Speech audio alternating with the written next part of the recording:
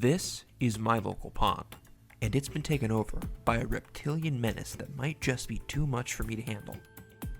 The prehistoric-looking creature of which I speak is the snapping turtle.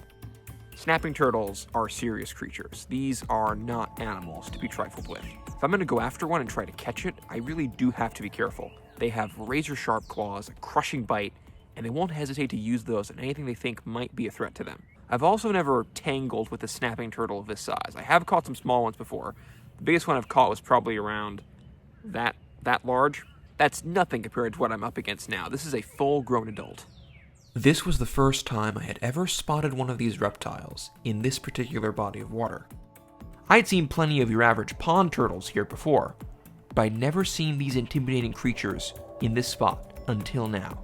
After seeing them foraging in the shallows at night, I decided this would be the perfect time to try and catch one.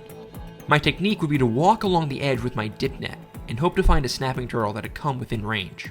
But while I was doing this, I found another denizen of this pond, and I couldn't resist taking a small detour from my mission to try and catch him.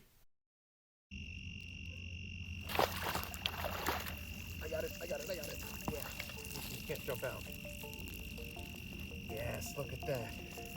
Nice bullfrog. There he is. Make sure he doesn't accidentally jump out.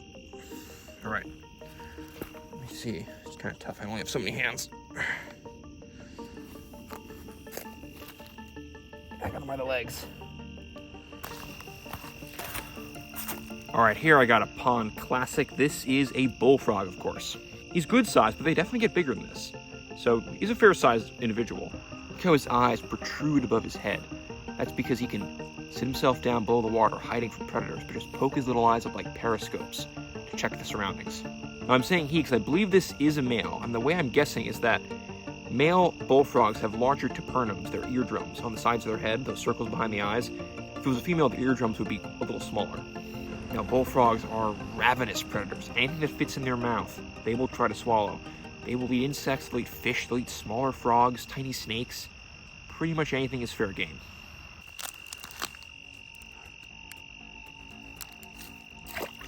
And he's off. In action here. This is a snapper. It's a nice, oh, he's moving. No.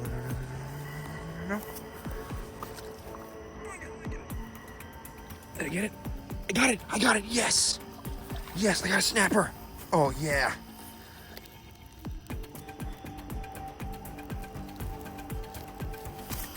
Alright, well, we have a true pond monster here. This is so cool. I've never caught a snapping turtle this size for sure.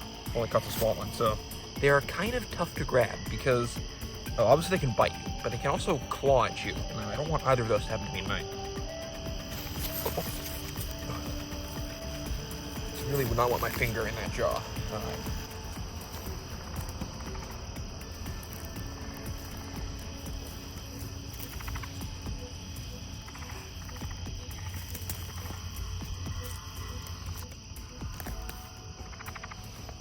Just look at this monstrous creature. This is amazing. I've never caught a snapping turtle this size, as I said.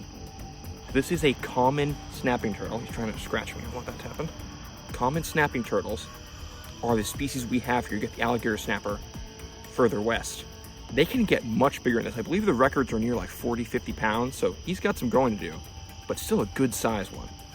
Now you see, they're really built different than other turtles. Most turtles have that big shell, and they're mostly protected by that.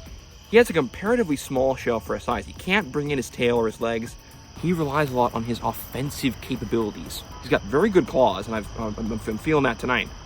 But most importantly, he's got that huge beak up at the front of his head. That is a fearsome weapon to be reckoned with. You can probably guess these turtles are mostly carnivorous. I would imagine they would scavenge. Anything dead, I'm sure they'll go after that. But they'll eat living fish, frogs, amphibians, snakes. Anything they can get in their iron grip, they will consume. One thing I love about snapping turtles is how prehistoric they look. They almost appear to me as if they've crawled out of the Jurassic period and seem out of place in the modern world. Look at the ridges on his shell. He's got those dinosaur-like protrusions on his tail. Honestly, the mouth is the nastiest part of their body. I mean, if I got my finger in that, I'm not sure what would happen. But the claws are the hardest to avoid. They have obviously 4 limbs and really sharp claws at the end. He's just trying to scratch me up with those. I think I've avoided him so far. This is an example. I'm at a local pond pretty close to where I live. There are cars around me, and there are amazing creatures like this living right here. Well, he is just hissing away. I think he wants to get back to the water. And I have so far avoided injury, but I'm not sure how long I can keep doing that, so I'm gonna oblige him that. The king of the pond returned to his domain, and we went our separate ways. I left the encounter with a few scratches and an experience that I won't soon forget.